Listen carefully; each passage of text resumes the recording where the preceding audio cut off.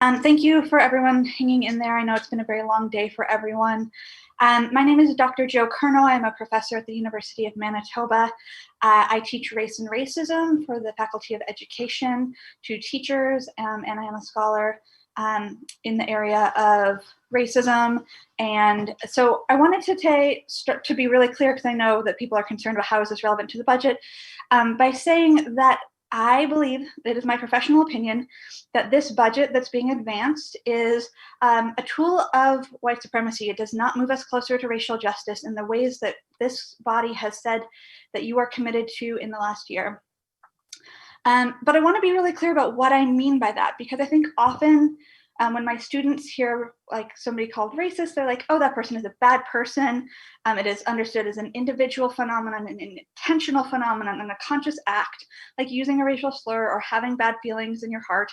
And what I want to talk about is what most scholars of racism think about, which is institutional racism, which is how cities and states really build racism into the hard functioning of our cities through policies, through policing, and absolutely through budgets. I think this can often go unmarked, and so that's what I wanted to touch on today. So we can see the racialized impacts of this budget in a number of ways, in the disparate outcomes in terms of who is poor in the city, in terms of who is policed and criminalized in the city, and in terms of where investment goes and where it doesn't go. So lots of people have spoken over the last week about the police budget, and I want to reiterate here what academic colleagues have said, that there is a criminological and sociological consensus that policing is inherently racist. This is not a fringe argument. This is something you will find in an intro to sociology textbook. And I think that it's incredibly important for us to understand that when we are investing more money in policing, that we are going against 30 years of research that shows that police forces unevenly apply laws, they unevenly use force. And so when we are increasing policing, we can expect to see racialized disparity in whose behavior is marked as criminal, where BIPOC communities are subject to more policing and thus more enforcement, and where whiter and wealthier communities who commit crimes at the same rates or at higher rates go unbothered and don't see the same kinds of increases in crime on the record, and face none of the consequences for things that are illegal. Another academic consensus that I think is important in terms of racial justice for us to think about is the vast body of research that shows that city policies that disinvest from communities result in racist outcomes.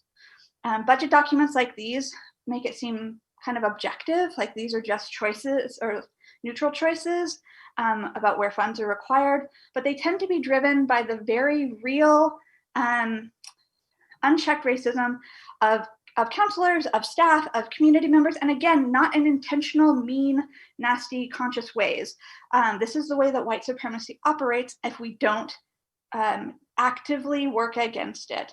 And so when we make choices to move money out of, for example, public works, and that kind of has the effect of ensuring that majority Indigenous communities don't have their sidewalks plowed, while communities like River Heights, which are whiter, see impeccable service. This is how racism is institutionalized.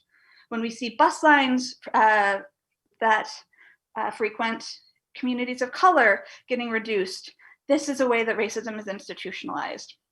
When we see significant investment in roads, which to predominantly white areas, it makes it easier to create white enclaves.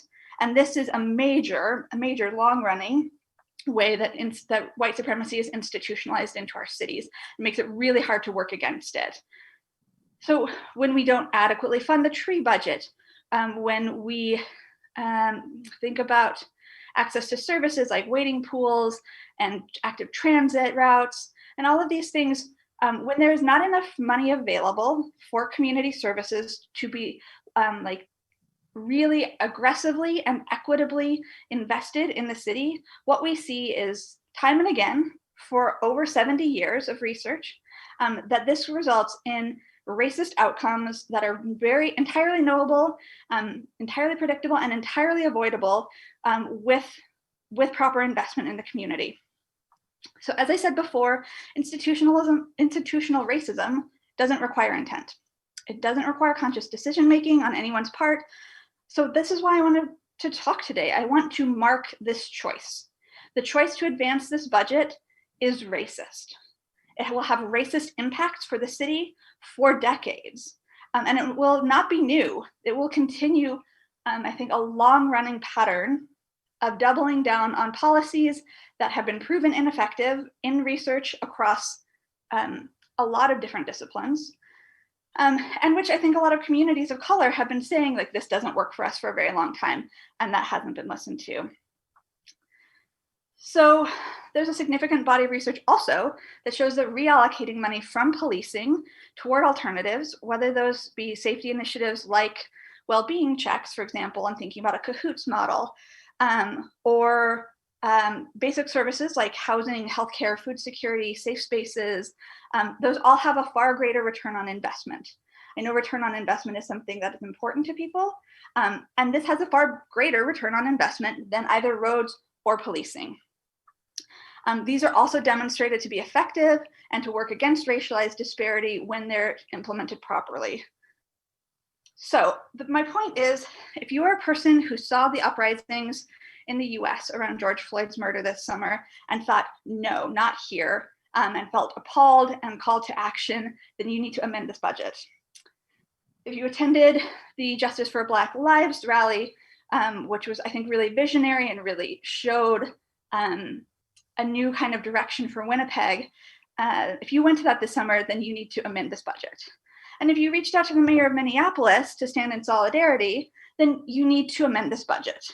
If you say you care about racial justice, we need to amend this budget, because otherwise we are actively choosing to implement a policy which we know from, again, 70 years of research across multiple fields, that this will have racialized impact, that it will absolutely disenfranchise and marginalize and continue to make things more difficult for Black and Indigenous communities and communities of color in ways that are entirely knowable and entirely preventable.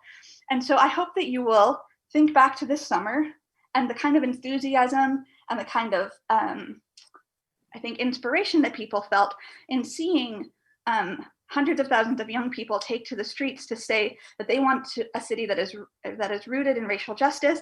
I hope you'll remember what that felt like and think about that as you move forward toward finalizing this budget, so that we are centering racial justice in our work institutionally and taking it very seriously as a commitment the city should make. Okay, thank you very much. We appreciate your input. Have a great weekend. All the very best of the holiday season.